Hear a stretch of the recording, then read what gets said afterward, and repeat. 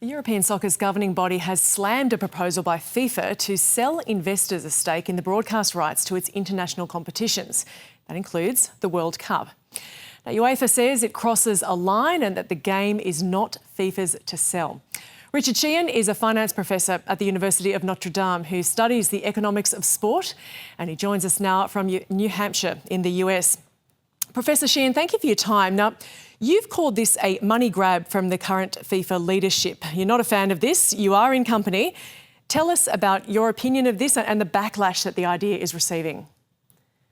Well, FIFA made an unprecedented amount of money from the past World Cup. They were saying that they would make like $100,000, and in fact, they're going to be $100 million. And in fact, they're going to be making well in excess of $4 billion.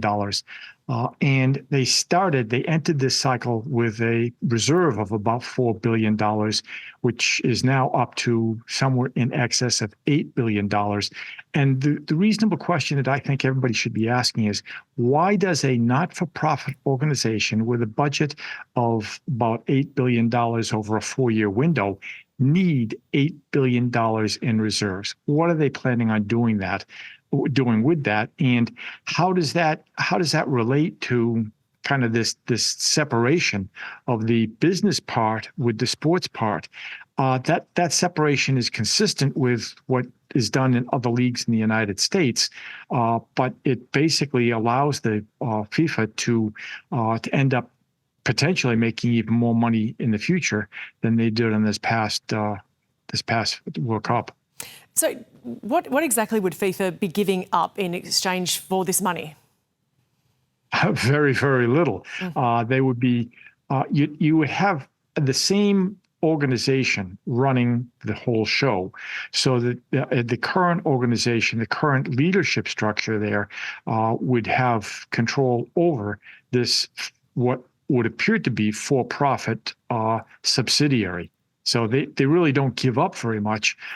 It looks at one level like an effort to shake down donors or to generate additional funds through I'll use a term that they use, investors into this project. I think perhaps collaborators would be a better way of phrasing it. So, I mean, as it stands, we know that it's highly commercial, but the profits flow back into the game. What would a change like this mean for players and for the game? Well, what FIFA has done on a regular basis is understate the one thing that they can easily understate, at least before the games, and get away with.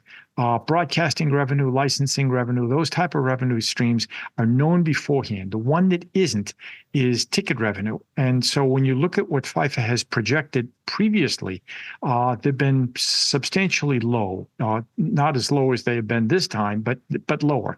So for Qatar, they said we expect $500 million.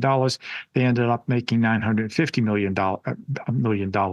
This time they said $3 million. I think that they'll come in over $3 billion. They'll probably come in over $7.5 billion. And that money, that additional money, if everybody knew about it beforehand, the individual federations would be on their case to get a greater payout.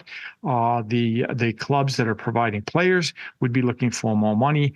The players themselves would be looking for more money. So everybody is kind of behind the 8 ball here with respect to FIFA. FIFA knows or should know what their finances are likely to look like, and they downplay them so that basically they can hold on to most of them because the other entities don't have the bargaining power to really push the issue and say, wait a minute, we're not playing this game.